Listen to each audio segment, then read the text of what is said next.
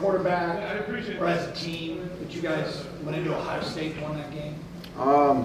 For me personally, definitely confidence is elevated. I wouldn't say through the roof because I still feel like I could have done so much more in that game. But as a team, it just solidifies like who we are and what we're capable of doing and the excitement for what's ahead.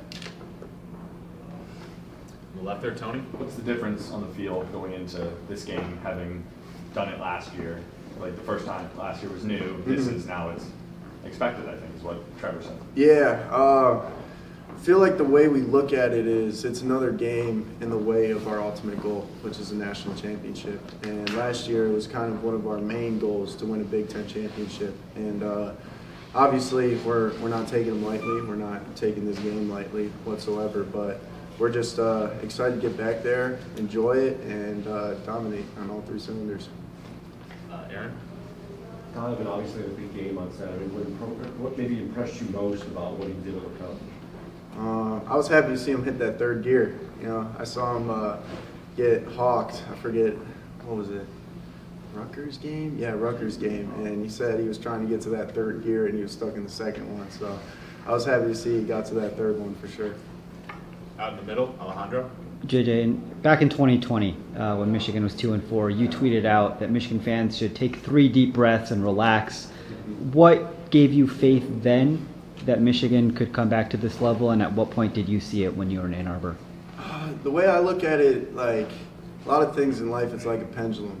You know, when things are going bad, then there's only so much upside to come next. And especially with this program, like I knew everything that Coach Harbaugh was about and everything he was building. And I just saw only an upside. Like I saw a lot of hungry dogs in here, and I just had so much confidence, and I knew a lot of hungry dogs were coming. So it was just one of those things where I knew everything was going to be okay and it was going to be great. Get back to your right here, Ryan.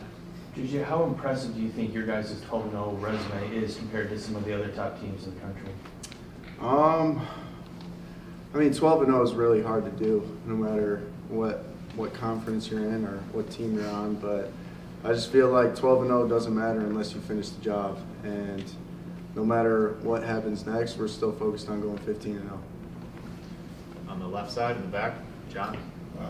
With what you've seen, especially these last few weeks from Coastal, I guess, where is your confidence as a connection growing? And when did you realize what you had in there when you showed up? I have so much confidence in that guy. I mean, from the get-go, but to see him do it in live action, it just gives me that much more confidence. And he's just a guy that he's a worker. He's super talented. I believe that if he wasn't from Gooding, Idaho, he would be a 5-star recruit. So I was just happy to see what I've been seeing and see the world see what I've been seeing. Yeah. Back up to Alejandro. JJ, in the Penn State game, in the second half of the Ohio State game, it seems like maybe the quarterback keeper is turned on for you. Is that an accurate way to put it? That like at halftime, Jim or someone comes up to you and says, okay, like this second half, you're going to actually keep it sometimes. Mm-hmm. I feel like in the first half when we're just giving the ball, and we're pounding the ball, and we're kind of just setting up for that quarterback keeper, it just helps it so much more. So when in the first half when we are pounding the ball, it just opens up the quarterback run so much more. Nothing's really said at halftime. We might call more quarterback design reads and all that, but I just feel like with the constant just pounding the rock down their throat in the first half, it allows the quarterback run to open up that much more. Okay, we'll go back to your right here, Ryan, and then Austin. What do you think makes this team a national title contender? That we're a complete team, you know, on all 3 phases. There's no holes in this team, and I feel like that's something that's really special. Austin.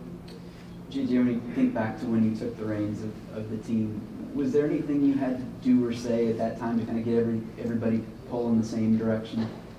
Not really, because during that whole quarterback battle, it wasn't really like a battle between the team. It was just 2 guys going at it and getting better. And the coaches were going to be the ones to make that decision. But to the rest of the team, it was just 2 of their brothers going out there and playing ball.